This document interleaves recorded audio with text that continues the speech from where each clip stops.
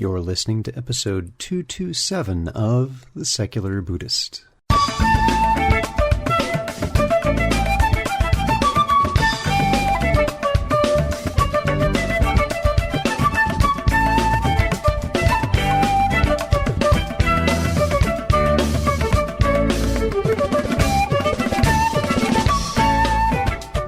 Welcome to The Secular Buddhist. I'm Ted Meissner.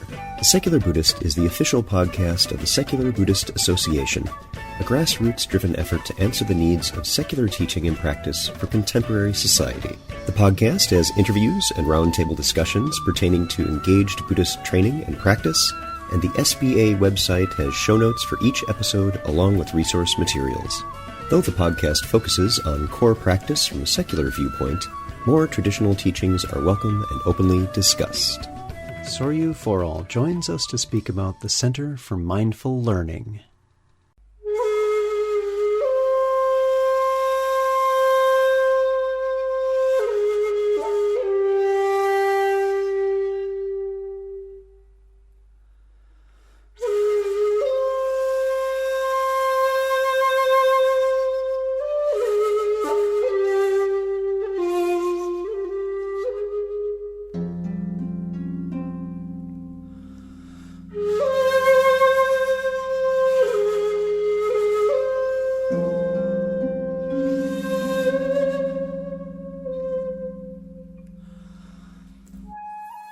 When is a monastery not a monastery? What defines it as such? Is it the presence of monastics, or perhaps a ritual of purification or of dedication? Or perhaps the notion of a place of living and learning for those who've dedicated themselves to practice is evolving as the Dhamma encounters and dances with modernity. Soryu Forall left his home as a teen to enter a Zen monastery in Japan and was blessed to train under Shodo Harada Roshi for several years. He was ordained during this time, then continued his training at Sariputta Bodh Vihar, an Ambedkar monastery in South India, Hemiskompa, a Tibetan Kagyud monastery in the far north of India, and Shufeng-shi, an ancient Chan monastery in eastern China. He has also had the honor of participating in several Lakota ceremonies. He works closely with Shinzen Yang, helping him to develop and teach methods of mindfulness for the benefit of all life. So, sit back, relax, and have a nice raspberry ginger tea. Our guest today is Soryu Forall. Welcome to the podcast. Thank you. I'm happy to be here. So before we get started with our main topic for today, the Center for Mindful Learning, I'd like to ask you to tell us a little bit about your background with mindfulness and the practice. My background, as I tend to think of it nowadays, started when I was 4. The initial push towards finding a solution to the problems of the human mind started then when I was a little kid, because I was very concerned about what people are doing to the planet. I was very concerned about the destruction of life as we know it, and in particular of all the animals that I loved and continue to love so much. So I was 4, and I was in the kitchen, and I told my mother, we have to do something. We have to do something to stop people from behaving in this way. And she did what I think adults often do, what I've done myself when kids have said something like that to me, because I think a lot of kids think that and say something like that at 4, 5, 6 years old. And she just said, yes. She said, you're right. And it ended there because there wasn't a lot more to say. She had to make dinner, and it's hard to create a clear plan of action on an issue that big. But it was then that, as I think of it, a fire started to burn inside of me, a deep dissatisfaction with the way things are, the way human beings behave, and a real concern, because there's nothing I love more than life. I often say, and it's maybe hard to believe, I know a lot of people have a hard time conceiving of this, but when I think of myself, I think of life on this planet. I identify with life on the planet. And I'm very concerned that I, meaning life on this planet, am in such bad shape right now, so unhealthy. So many species are going extinct, and one particular species continues to do things that are destroying the beauty of life and has the ability through nuclear weapons to do far more damage in a very short period of time, and it's very possible that will happen soon. And so there is now, and there has been, a great burning inside of me to do something about that. I grew up in the Protestant tradition, and found that there were many useful aspects of that. Today is Easter, and I want to express my deep gratitude today for having been brought up in that magnificent tradition. I think I was nurtured very deeply, and I continue to attend services and continue to feel great gratitude. But then I went to college, and in college you could say, returned to my roots. Because our roots in this country are, to a certain extent, Protestantism, but even more than that, we are really Greek at heart. And we take Greek philosophy and the assumptions made in certain schools of Greek philosophy as reality. And so I entered that reason-based, logical, you could even say secular view of things, really pushing myself in that direction, and didn't find ultimate satisfaction there either. And so I left college and I went to a Zen monastery where I trained in a relatively traditional way. It was in Japan, and it was under a Japanese, relatively traditional Zen master, Shodo Harada Roshi, and found that something in that connected to that burning. Something in it helped to extinguish those flames, and something in it helped to feed those flames. Feed the flames of yearning to be of service, and put out the flames that had spread into hatred or anger. And that was very, very helpful. And I remember at the time having no idea, absolutely no idea how that was happening. No idea at all what was happening. In fact, I remember the first time I met Harada Roshi being totally unimpressed with him. He was the very least impressive person I'd ever met in my life. It was difficult to show him any respect because he was completely not special. He was not special in any way. He didn't say things that were particularly clever. He didn't have very good answers to my questions. He didn't seem to have very much to teach at all. He seemed like a completely useless person. And I left, of course. I was totally unimpressed. And yet something inside of me had shifted. And I was confused. I was actually somewhat disoriented for a few weeks after that meeting. Didn't know how to do normal things like walk down the street. I was disoriented in that deep way, even though we hadn't talked about anything substantial and he hadn't said anything intelligent. He hadn't said anything that made sense to me. He hadn't even said anything that didn't make sense to me. It was a completely worthless conversation. But after a few weeks, I had to come to terms with the fact that the fire that had been burning inside of me had gone out in a certain way.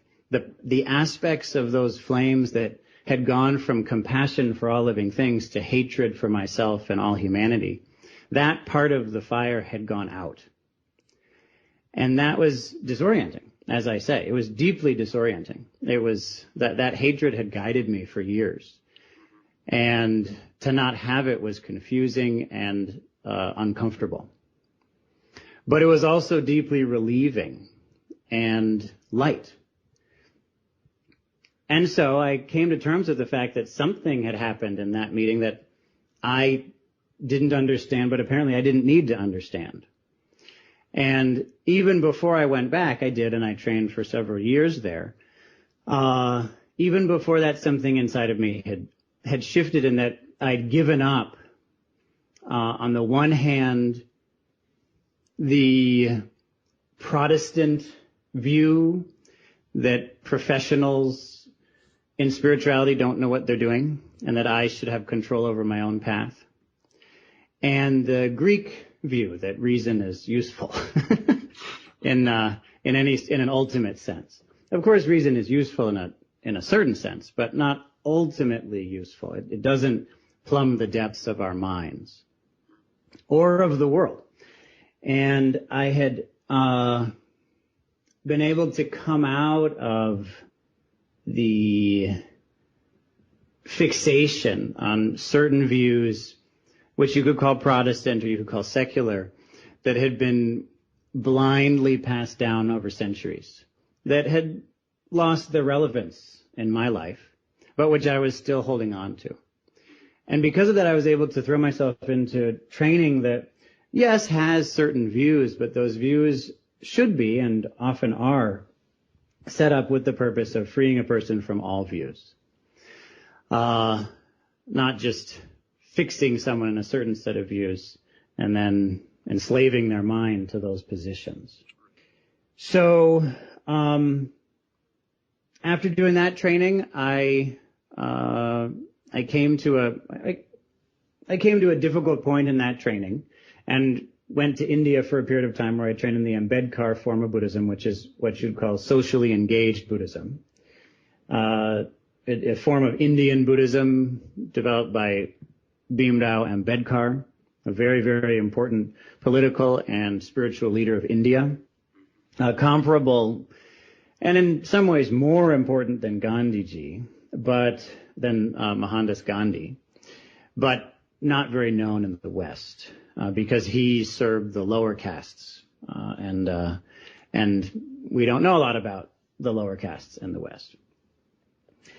And I trained in other places as well, in Asia, and then I came back to the U.S., continuing to be connected with the various traditions. I still, as I say, attend Christian services. I am still deeply interested in Greek philosophy, and I still have a close relationship with Harada Roshi and also with Bodhidharma Bhanteji, who was the abbot in the Ambedkar monastery in India. But I came back here and I threw myself into something quite different, serving young people. I served adjudicated youth for quite a while as a job, and I gave myself over to the Native American, in particular the Lakota, spiritual ceremonies, and was very blessed to be welcomed into a group that could guide me in those ways. And the Red Road, as we call it, was deeply important in my own healing process. And I feel enormous gratitude for that tradition as well. And so I'd say that the path that brought me to the Center for Mindful Learning, which was waiting for me, I guess, I thought that I was founding it, but I had no control over what was happening with it.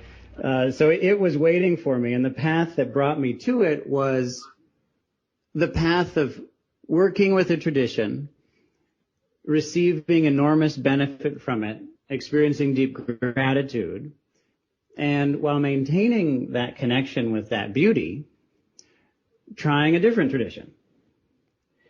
And seeing one by one, very carefully, I'd say, because in all of these traditions, it was years of experience, trying with great care to pay attention to the ways that the views in each tradition were set up in order to allow me to transcend those very views, and in what ways the views were set up in order to hold me in those views. and seeing that in all cases there's a mix. And so how are we going to move forward with that experience of, you could say, skepticism mixed with gratitude, relief mixed with a willingness to try new things? And that then was the foundation of creating the Center for Mindful Learning, a place where we have aspects of various traditions and where we do our best to be clear that each and every teaching that we give needs to have a way built right into it to be sure that when a person has fully grasped that teaching, they are no longer able to grasp it. So tell us more about the Center for Mindful Learning itself. What is it? What's the idea behind it, and how is it functioning? What is the idea behind it? The idea behind it is that it's important that we have a way to, as I like to say, make enlightenment profitable. We need a way to be sure that people who are actually liberated from views have a way to impact the world in positive ways. Views are very powerful, and so we use them, but a person who's become free from them isn't necessarily good at transforming the world. So the structure of the teaching is one of transcendence and transformation being woven together in a mutually supportive relationship, of awakening and responsibility being woven together in a mutually supportive relationship. In a person spending time transcending themselves and their world, their views, whatever those may be, and then spending time trying to transform themselves and the world into something better, whatever they may be. So a person may come in with the idea that Buddhism is better than everything else and such and such. And so then that's a view. And so over time they transcend that view. They transcend it. Transcend that view, because it's a view. They may come in with a belief in God. A person may believe in God. So then with time they transcend that view. They find that that view is taken away from them. They may believe that there is no God. So with time, as they train, they find that that view is taken away from them. Whatever it is that a person believes, that is taken away. And that's the transcendent side. Until we're left without beliefs, and in fact ultimately without any perception whatsoever. And that's what you could call awakening. On the other side, a person may love Buddhism, may come in with a love of Buddhism. That's wonderful. That's just what we want. And so the person spends time improving their own Buddhist practice and, in fact, Buddhism around the world. That's something that they may want to do. They may love God. And then the same thing applies right there. They may love atheism. And so the same thing applies right there. They want to improve, to transform whatever it is that they care about into something better. So if someone's an artist, then they spend time transcending themselves being an artist so that they see clearly that they are not an artist. And then they spend time making themselves into a better artist. And the realization that these two are mutually supportive rather than contradictory is the weaving together aspect, which we think of as the pinnacle of the practice. So where is the center located? What's it like for people who would visit? Everyone's welcome to visit, first of all. What it would be like is you'd probably get a free lunch. That's what it'd be like. It's good lunch. Good food. You can come and have some nice food. You can sit with us in the morning and the evening. The schedule is that we wake up pretty early. We start at 5. We chant for 45 minutes and then we sit, and then there are personal interviews. Everyone gets one or even a few personal interviews each day with me. I'm the head teacher.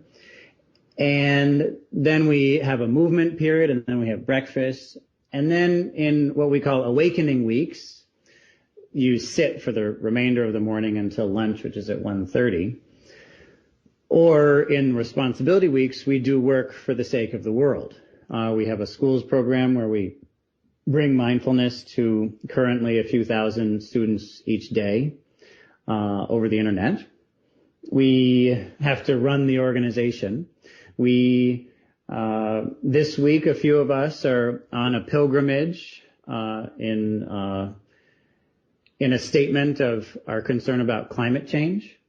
So 2 people are off walking in order to make that political statement, but also in order to grieve for the beauty that we're losing due to human selfishness. We have another group who's gone to do some work with a Christian community over this Easter weekend for the sake of that community and also for the sake of our own learning. We have a lot of social projects like that we do. And then in the afternoon, which we might do during that morning in a responsibility week, and then we have lunch, and in the afternoon there's free time for a few hours.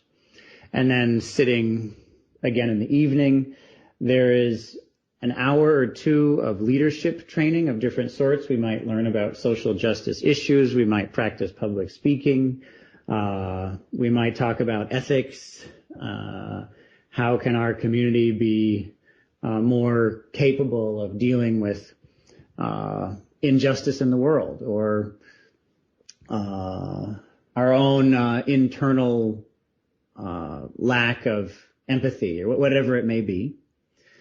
And then there are interviews again during a period of meditation in the evening. Then there's chanting, and everyone's free to either go to bed or continue to meditate at night.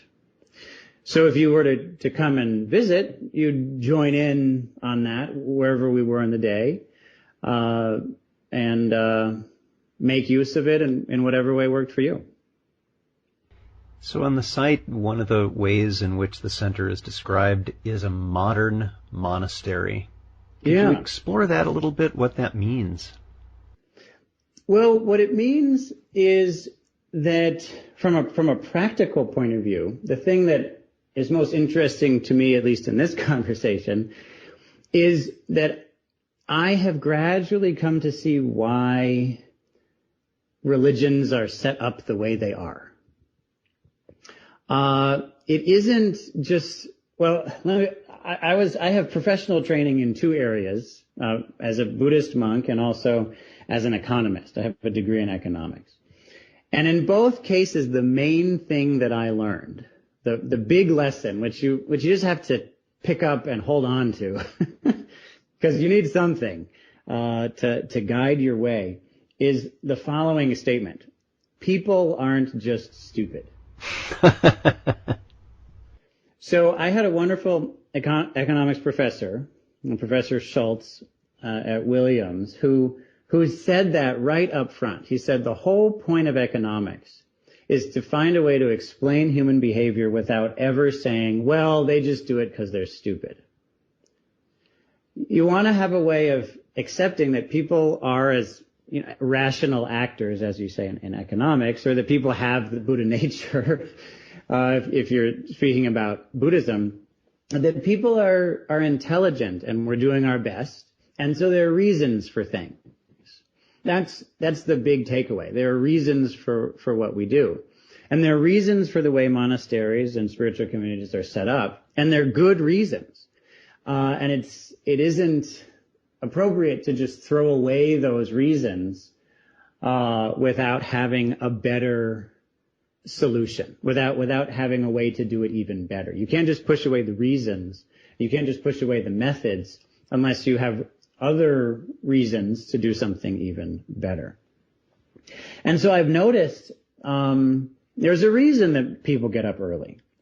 It really works. The question isn't just, are you sitting around? The question is, are you actually moving towards transforming yourself into a more caring person? and transcending yourself entirely.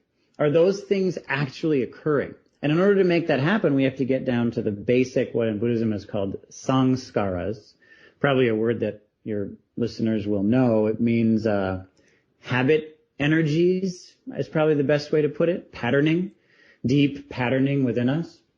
We have to get down to those deep samskaras. And typically we don't want to. Those samskaras have survived because they have ways of preventing us from getting down there and rooting them out. Otherwise they wouldn't have survived. It's not like they're alive or have wills or something, but they're just patterns. But patterns have to survive somehow. And they survive if they can survive. So there have to be ways of preventing those things that would destroy them from occurring. And one of the things that destroy these samskaras is letting go of them, not buying into them. And so you need a way to get yourself to let go, to truly let go of those samskaras, of the things that we deeply believe, that we've been conditioned to believe over centuries even, as I think a useful way to talk about it. We may have learned it in the past day or the past lifetime, or over centuries, certain belief systems are passed down. How can we cut through that? Well, one way is get up early. Another way is chant. You actually chant. You say words out loud. These are just a few examples, but the thing that's been so interesting is seeing why it is that monasteries around the world are set up in such similar ways. People aren't just stupid, as I say. People are smart. And the people who have set up those monasteries in those ways, you see it happen again and again, really similar ways. There are reasons for that. And I've come to greater and greater appreciation for the brilliance of those people. And in fact, if a person resists those things, which does happen, as I'm sure you know, if a person resists those practices, then it's very useful to consider why. It's very useful to ask, why am I resisting this? Why would I resist? So recently I increased the chanting time because I find that it's really helpful. People really do start to cut through things. Now, of course, you don't see that happening a lot of the time. It was like me with Harada Roshi. That first meeting, in my eyes, nothing good happened. Nothing good happened. It was a waste of time. It was bad. It would have been better to have not gone there. I could have at least, gone to a vending machine and gotten a soda. Or at least it would have been fun. Being with him was a worthless waste of my time. And you can hear in my voice when I say it how strongly I felt that. It was irritating to me that this person would be called a Zen master when he had nothing useful to teach whatsoever. Now, in an ultimate sense, of course, it's true. He has nothing useful to teach whatsoever. That's true, obviously. He's a Zen master. That's what makes a Zen master. But something did happen while I was sitting there. Something did happen. A transformation did happen, which I could not have foreseen, because if I had, then the sanskaras probably would have prevented it. I couldn't have done it intentionally, because my whole worldview was the thing that needed to be dropped. And that's the point that's so difficult to truly achieve unless we're in a system that supports that. And that system may be a monastery of one kind or another. What is a monastery? Who knows? A person can be going through a divorce, and that can be a kind of a monastery, if you want. Or a person can be in a wonderful relationship, and that can be a kind of a monastery, if you want. A person can be in nature, and that can be a kind of a monastery. A person could have an online community that was a kind of a monastery. But in any case, in the kind of monastery that we have a support structure in which a person can deeply cut through one's own worldview, one's basic worldview, so that one's life is lost. One's life is lost, truly and completely lost. You lose your life completely. That's something which is often seen consciously and certainly subconsciously as the worst possible thing that could happen. And so we resist it. everything that we think we can hold on to, we can't, we lose. That's quite frightening for most of us. And so we resist it and resist it. But if we have a community, then it's possible. And if we have a structure, which may be in the form of a community, but if we have a structure that supports the complete losing of our lives, the transcendence of ourselves and all of our worldviews, then it's possible. And with that direct experience, we discover that there is something. There is something on the other side. And that something is called many things. God, bliss, nature. You call it all kinds of things. But it is something which can be actually experienced. That direct experience is the significance of the monastery.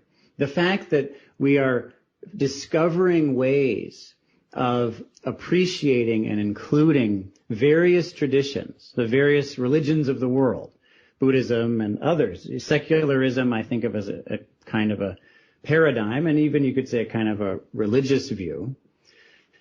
All of that we're trying to include, discovering why is it that things are set up this way, so that we can be what I think of as a truly secular monastery, meaning a monastery that isn't based on dogmatic views passed down over centuries.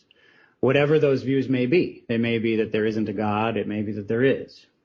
It may be a Greek philosophical view. It may be a Christian view. It may be a Buddhist view. But in any case, all of that is actually cut away.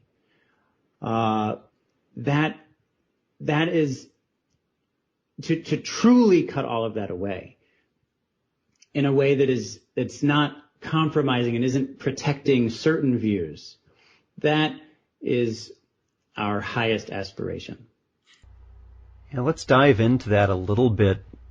We wanted to talk some about the shared paradigms between what you're doing and how secular Buddhism might fit into that work. And I want to explore a little bit this idea of secularism as an opening, as a raising of the availability, based as it is, in my mind, and I suspect many others, on our shared human experience. It's not in antagonism to the sacred. Quite the opposite. It's what another dear friend would call the sacred, I would call the secular. And we mean, from our experiential point of view, the same thing. But I want to hear your thoughts on that as well, and what some of those shared paradigms might be.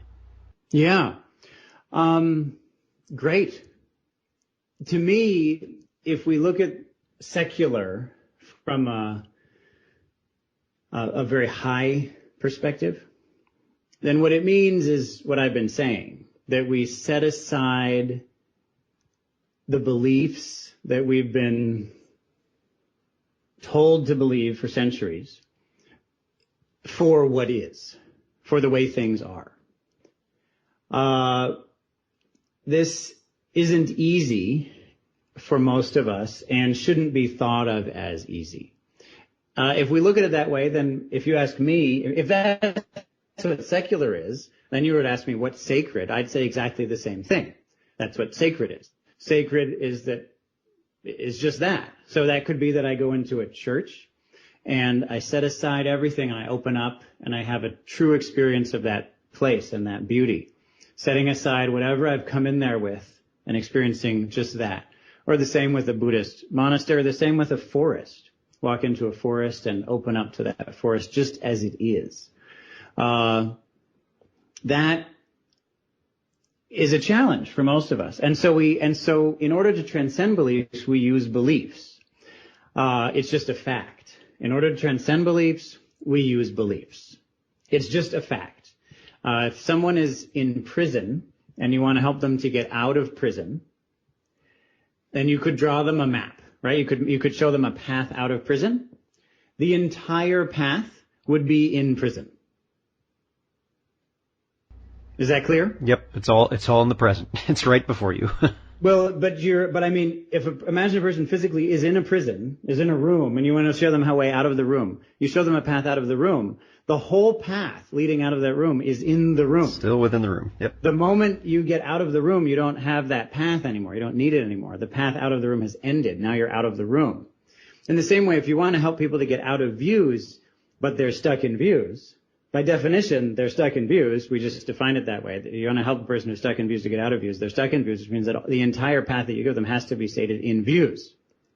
You have to give them view after view to help them to transcend views. There's no other way to do it if a person's stuck in views, because that's the way we just defined it.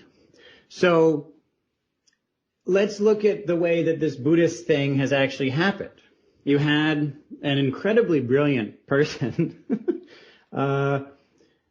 start teaching about 2,500 years ago, and what he taught was by and large in terms of a Hindu structure.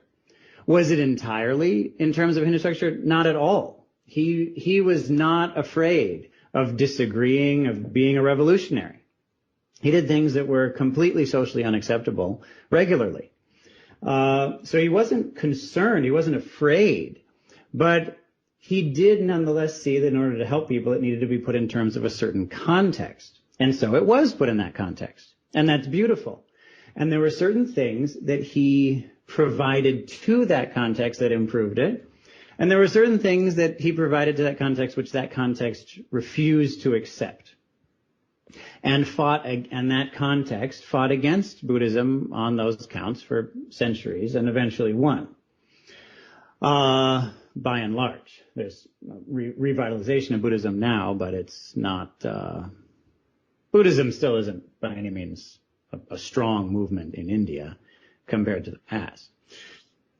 So then Buddhism went to other places. It went to Southeast Asia, it went to Tibet, which were, you could say, tribal societies and didn't have what we call an advanced civilization. Advanced civilization just means complex. It doesn't mean better by any means. In fact, it often means much, much worse. But in any case, we could say advanced, just meaning complex. Went to those civilizations which weren't particularly advanced and brought the Buddhist culture with them. But there's something interesting that happened when Buddhism went to China. China was already a very advanced culture, with very advanced technologies and literature, worldviews, and had a deeply arrogant and xenophobic attitude about the rest of the world. And it's a long story, of course, but what ended up happening was Zen.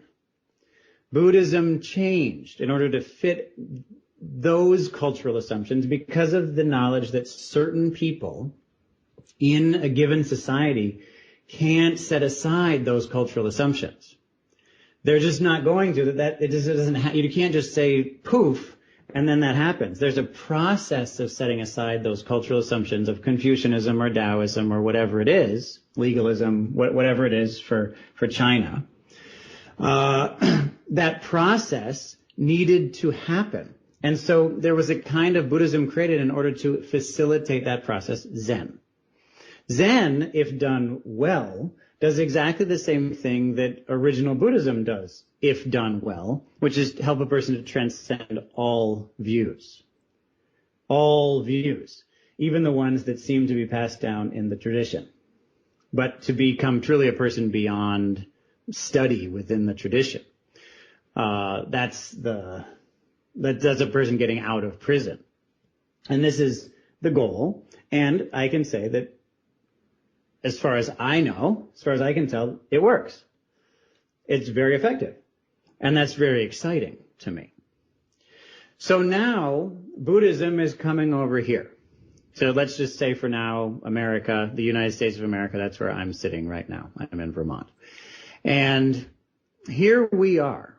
We also are a highly advanced, meaning complex civilization, with our own arrogance, belief that we're the center of everything, that we're the highest accomplishment, that we have it figured out, that things have been getting better, and now there's us. And this is really pretty impressive, isn't it? We have our own xenophobias, belief that those other people just really couldn't figure it out. They were from old times, so they were dumb, or they're from over there, or a different color, or they're just dumb in any case. Even if I don't know why, I'm just pretty sure of it. And so all those other people, whoever they were, didn't really get it, but we get it. we have that same sense. It's very strong for us. Very, very strong, especially for the colonialists, especially for the Europeans, meaning the white people, that it's a very, like me, it's very, very strong. And with that, we carry our own fixed views, in particular, the culture of Protestantism, which is to say, I'm going to go back and look at the sources myself, because I can. And this group of professionals, you don't know what you're doing. You're dangerous. I know what I'm doing. That and many other things from our Protestant tradition, we carry that with us. And our Greek tradition, which are our ultimate roots. We have a sense of materialism. We feel strongly about materialism. A lot of people feel strongly about atheism or agnosticism. They feel there's a real sense of strong, fixed view on these things, or determinism or whatever it is. Hedonism is a common one, a sense that our basic paradigm, science, is amoral. That's something that we feel very strongly about a lot of the time, that it can't say what good and bad is. Or we try to make it say it, even though it doesn't contain the tools in order to successfully make those statements. So we're holding on to certain approaches, to a certain paradigm in our own culture. And so Buddhism needs then to find a form that can serve people who aren't willing to let go of those things. It just isn't going to happen right now. And it has to create a form like Zen in which you can throw yourself into that, and then throwing yourself into it, transcend it. And that to me is what secular Buddhism, or what this modern monastery, is all about. You allow people to throw themselves, you create a form of practice so that people who are Epicureans at heart, even though they don't know it, or people who are Protestants at heart, even though they don't know it, and in fact want and try hard to deny it, or materialists, or whatever it is. People who have those fixed views and don't understand that all of those views are the result of mere historical accident. History happened, and that's why we carry those views. In the same way that a Tibetan person wouldn't see necessarily, although I have to say that Tibetan people are much clearer on this than most Westerners are about their own views, that the institution of the Dalai Lama was a result of political and even military actions and phenomena that where it's hard to make the argument that is particularly spiritual in nature. That's equally true of what you'd call secularism. It's a historical accident that has no inherent meaning, but it is our culture, and we feel comfortable with it. It allows us to open up. It allows us to move forward. And so we need a kind of practice that enables that enables it's true that they're blind beliefs passed down over centuries, and yet it's what has been passed down over centuries. Here we are with it. We have it. And so we need a way to cut through it without being asked to just throw it away. I consider myself very lucky that I went to Asia, and I was just asked to throw it away. There's no, you have no idea what you're talking about. You're just this kid. You're a 19-year-old kid. You know nothing. And I couldn't disagree. Well, that's true. I am 19, and in fact, I know nothing. So you got me there. So, okay, I'll give this a try. And even when I disagreed, there wasn't much I could do, because I was surrounded by people who couldn't have couldn't have a conversation with me about these things because they weren't informed. So it was, over years, it was necessary to drop that and to discover, oh, look, there's a totally different way of looking at it. Now that also is part of the modern age, isn't it? And so at this modern monastery, there's that also. There's the request that people are willing to try a totally different way of doing things, because who knows, those other people who aren't from our tradition and don't seem to be from our era, those Asians who have traditions from long ago may know what they're doing also. They may have a point. And so we're going to try that also. That's also part of what you'd call the modern age. So all of this mixed together, the ability to incorporate secular views so that people with secular views can fully practice, people who are able to transcend those views, perhaps on the one hand by directly transcending them, which would be great, but if not, then like me, taking up other views for a period of time that also self-destruct. All of that together I see as a vast and beautiful partnership, which we and you and other organizations are all participating in. I'd like to shift a little to this idea of community, and right now I believe there are 11 residents at the center. We've increased. It's 13 now. We've increased. It's 13. So what is that community living like with people with different views and practices all coming together and living in this? What's that dynamic like? What's arising from that? Well, one of the things, as many people who are listening may know, I work very closely with Shinzen Young. And Shinzen has a system of practice that attempts anyway to include all of the practices, all of the contemplative practices of the world in one way or another.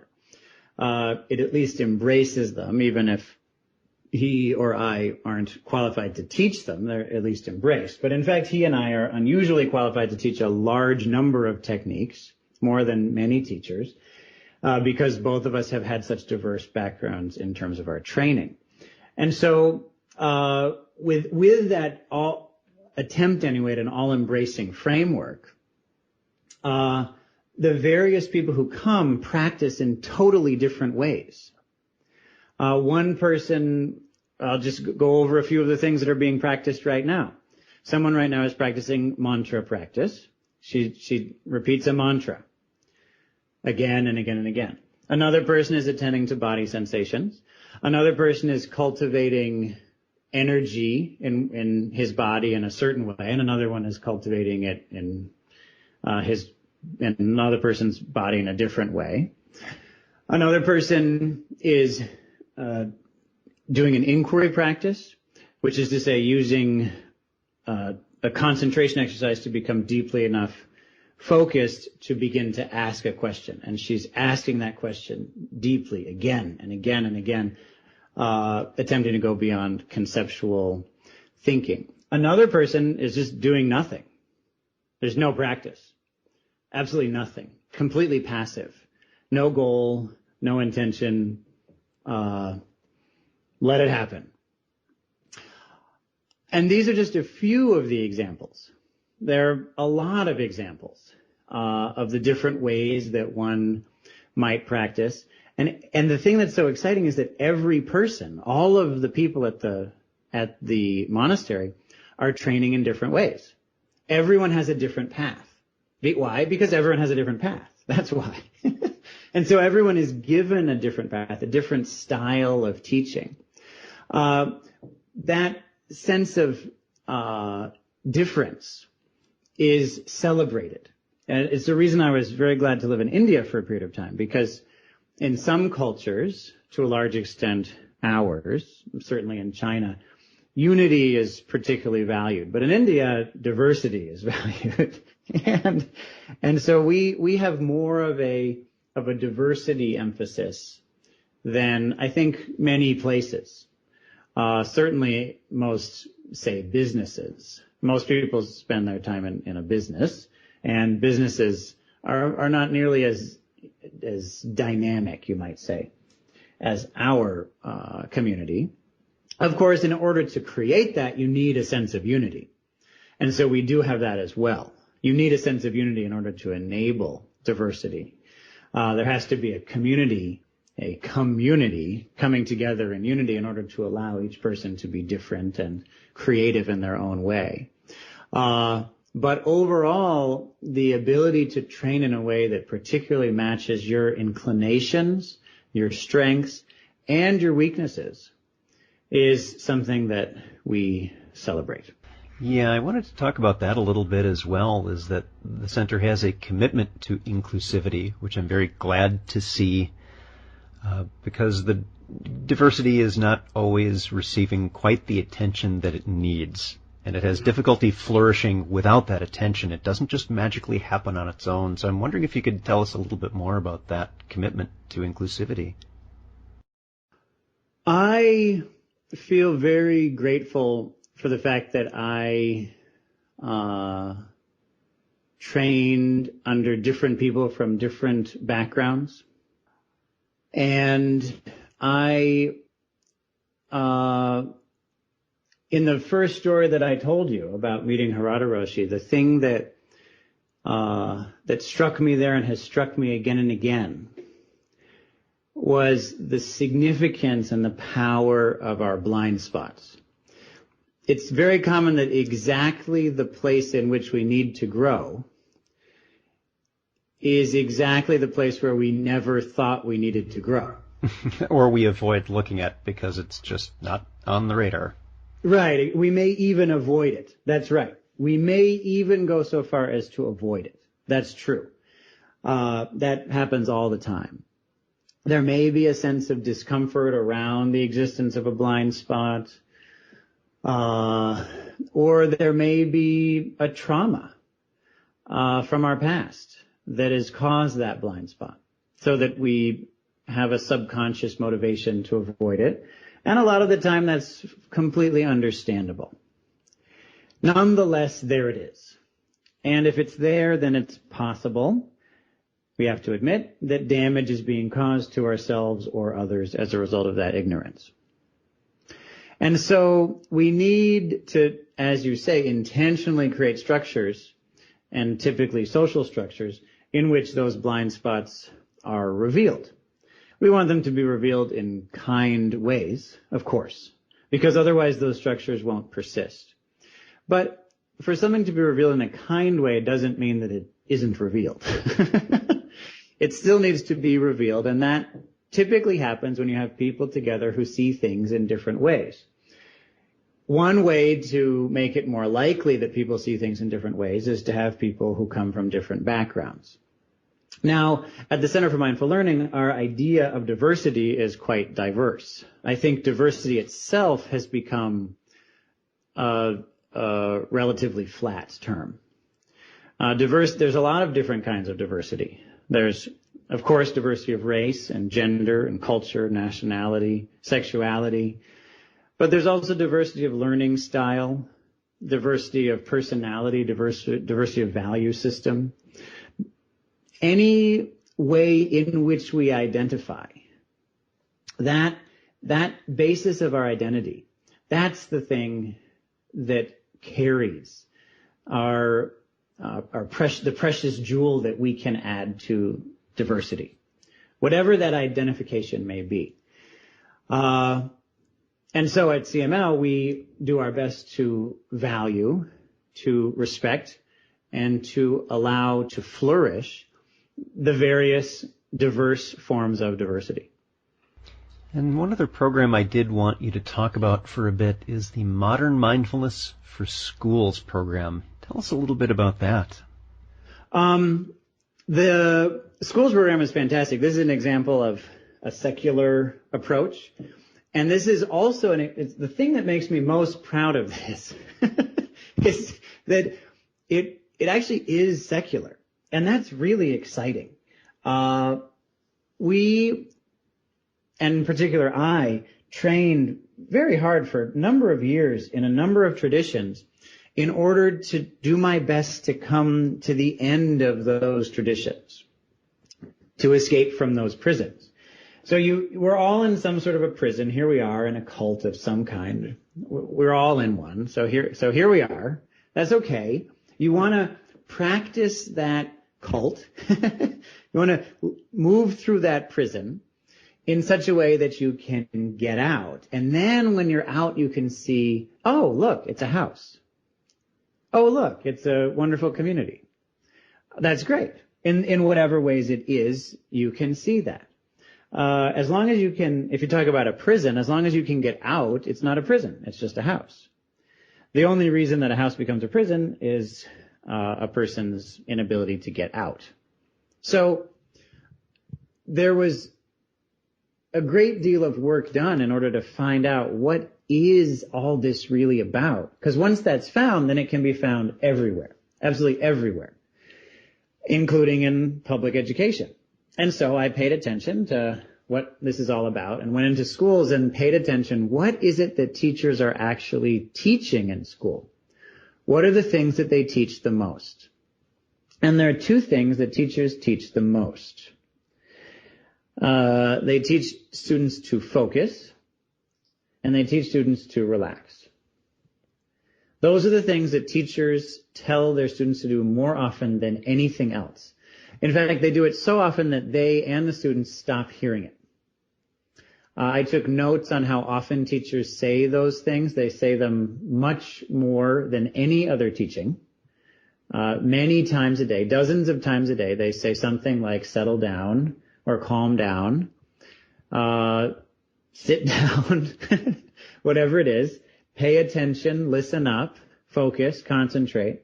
These are the things that they're telling the students to do all day long. Every class begins with those statements, and then they're repeated again and again through the class.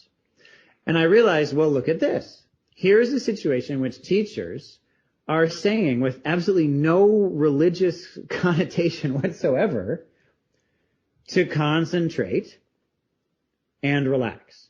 Focus and relax. And I realized these are the two things that I was taught for years. I know how to do these things.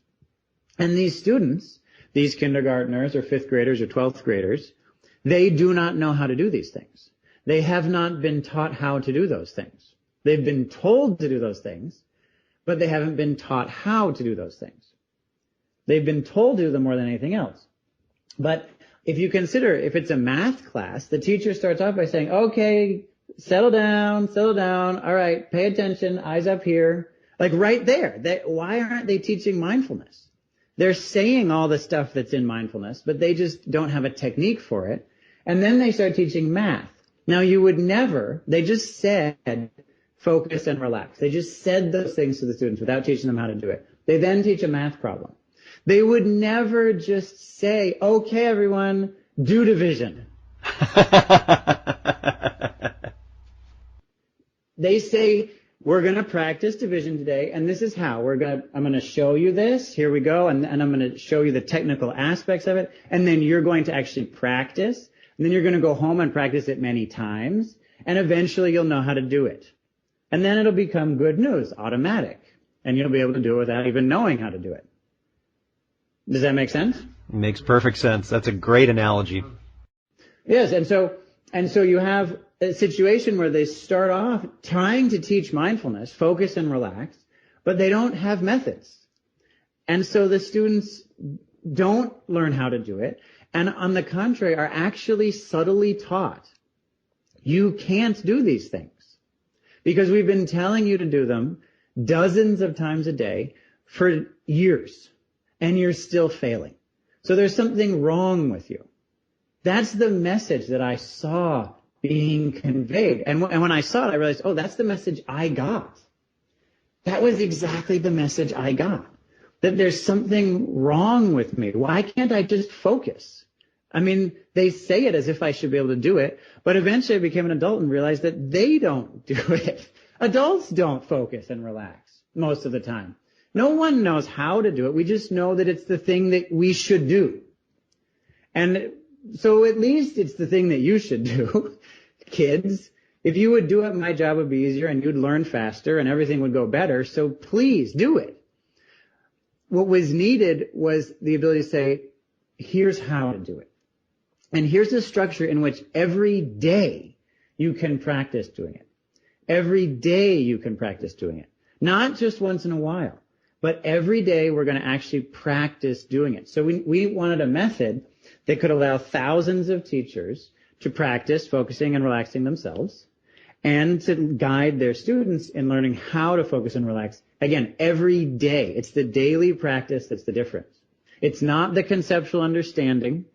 It's not the buy-in, actually. It's the ability to do it every day and the requirement to do it every day. It's the practice that makes the difference. And so our program is one in which a teacher can start in just a few hours. It's easy. It's an online program. It's guided over recordings on the internet. So the teacher and the students together practice. Now that's very important that they're practicing together. Other programs have teachers practice, or at least ask teachers to practice. I've talked to some of the teachers, and they rarely actually have their own practice, even though programs tell them to do it. So we decided to set it up so that teachers needed to have their own practice by having them practice with their students. And when they practice with their students, it's even better, because then the students can look at the teacher doing it. And it may seem as if it's so obvious. You just stop moving. That's how you relax. And you just concentrate on something. That's how you focus. It isn't simple. And as strange as it may seem, to see a teacher do a problem on the board gives you a teaching of how to do that math problem yourself. It may seem strange, I know, but exactly the same thing is true with mindfulness. If you see a teacher settling down, you see, oh, that's how you do it. It's that learning process through embodiment, through that demonstration. Embodiment, exactly. You see it in the body of the teacher. Good, I feel that too. And then the student knows how to relax. So to have them practicing together is something that we're very proud of, because it takes a lot of mindfulness in schools programs have the element that the teacher is supposed to practice. But I was just teaching a group of people who've been trained in another program. They wanted a little extra, and so I went and gave them a little extra. And I was shocked that that program never told them to practice with the students. They told them to do other things than practice while the students were practicing, which shocked me, because the vast majority of what I teach through demonstration, not just through description. Demonstration is more powerful.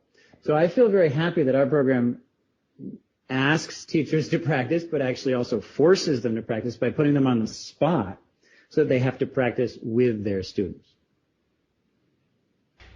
Soryu, what else would you like to share with the listeners? Well, one of the things that I wanted to say is that today is Easter, and I just wanted to say thank you to Christianity. Which is not something that's heard a lot on this podcast. Yeah. I am a very intellectual sort of a guy, strength and a weakness of mine. And as a result of that, I have a lot of appreciation for science, and especially the hard sciences. But I have to consider, well, let me put it this way. Let's say that you and I were walking down the street tomorrow. You came and visited, and we're walking down the street, and someone came up to us and said, you know what? Science, this whole science thing, it's about to just vanish. It's about to dissolve away.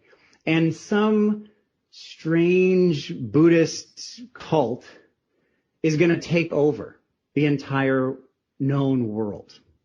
And it will be the only paradigm, not just the dominant paradigm, but the only paradigm in our world. And that'll happen in just a few generations. A few hundred years. What would we say? We say, oh, give me a break. Okay, fine. So go back to Rome. Rome at around the time of Christ, a little bit after Christ. Greek philosophy was doing great, especially Stoicism. Stoics, or Stoa, I guess you'd say, were flourishing, had the ear of the nobility, and were the dominant paradigm.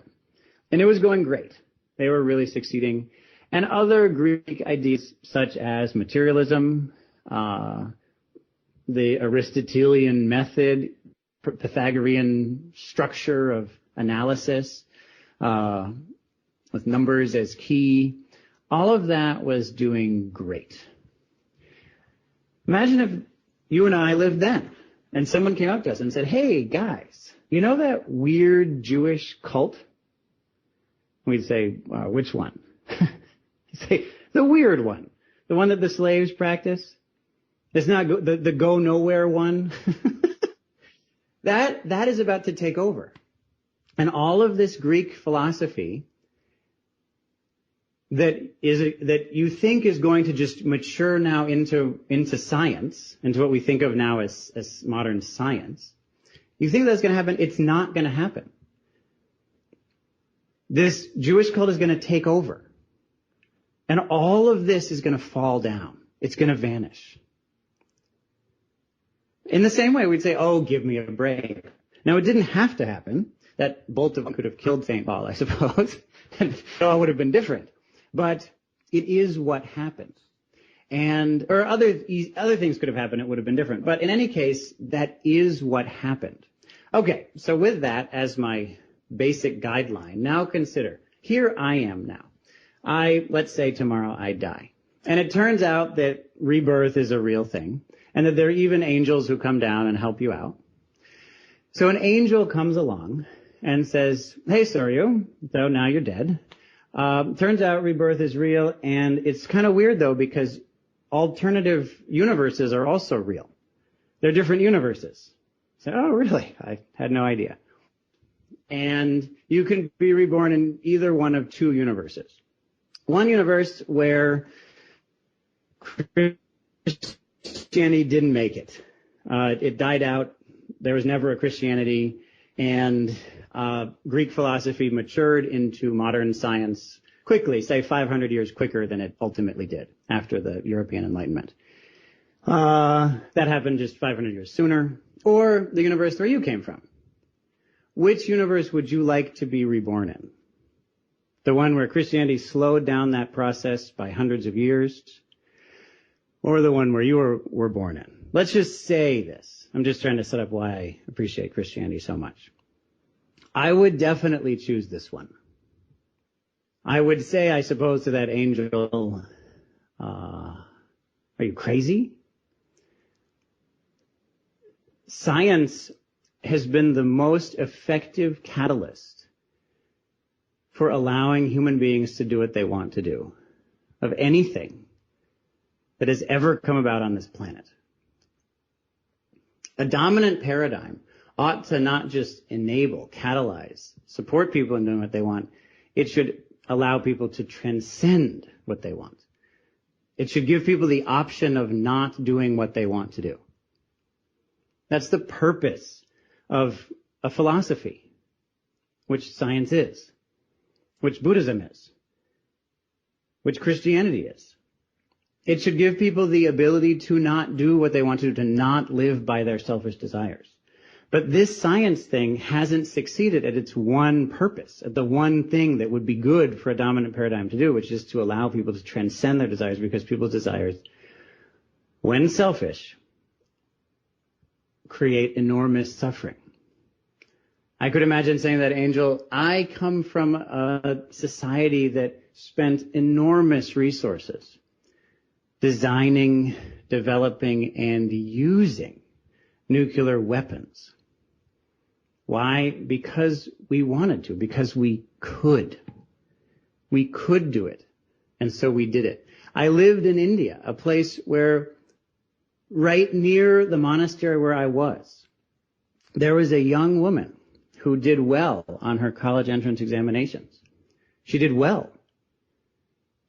But she was from the lower caste. She was Dalit. And so, when word got out that she had done well, her village got together, her entire village, men, women, children, tied her naked to a cart and raped her and beat her to death for doing that. Publicly, she went from house to house and was raped by each of the male members of each of those households.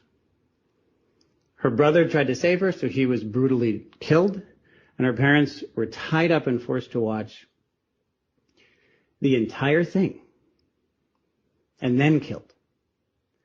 Why do people do that? Because we can. Because we want to. People want to do these things. This is what desire is. Our desires are destroying life on Earth.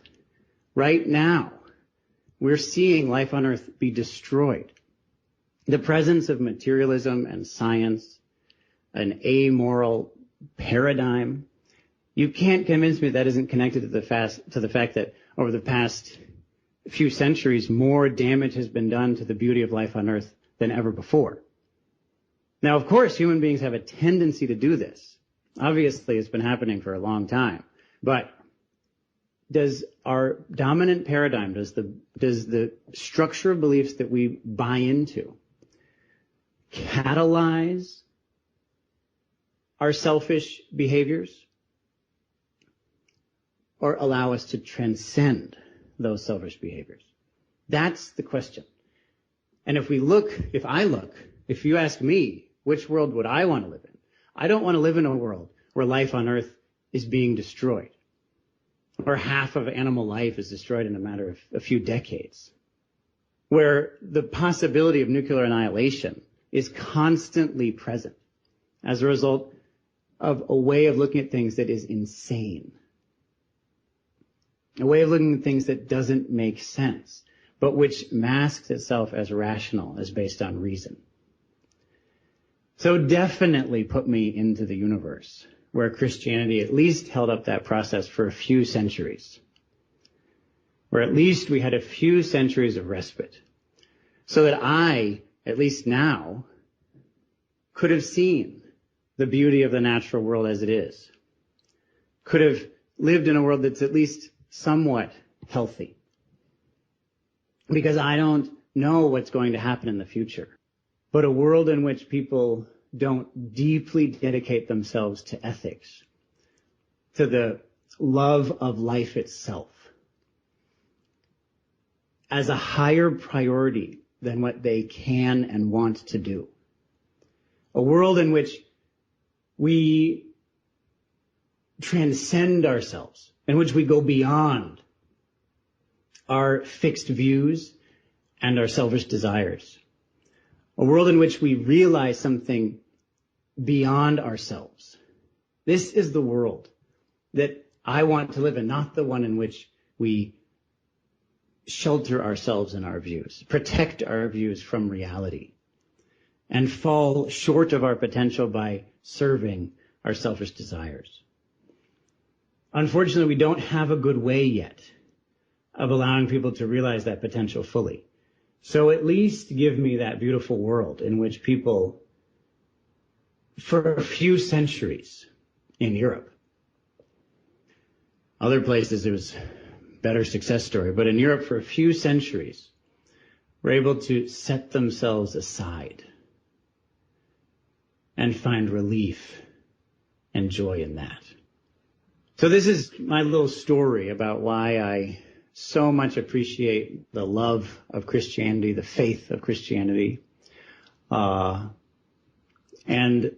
my deep desire that Buddhism, which is so fully compatible with science, more I think than any other tradition, that Buddhism will do what it has done again and again. It did it in India, it did it in China, and it can do it again here, which is merge with that tradition and provide it with what it desperately needs. And that is an ethics that's based on the direct experience of transcending ourselves. Thank you, Soryu. Our guest today, Soryu Forall of the Center for Mindful Learning. If you'd like to find out more, you can go to the website, and I'll be linking to this on the episode page for this episode, www.centerformindfullearning.org. Soryu, thank you so much for being here. May you be well.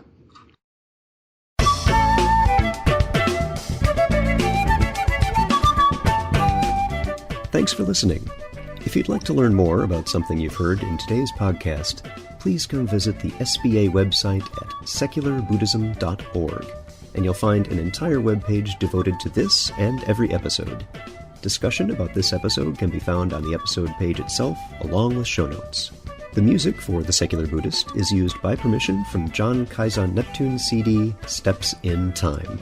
Additional music is provided courtesy of Monty Levinson of Taihei Shakuhachi and Rodrigo Rodriguez. Their websites are also linked on the SBA site on the About Podcast Music page. Until next time, remember, every moment you have a choice. Make it the best you can. See you next time on The Secular Buddhist.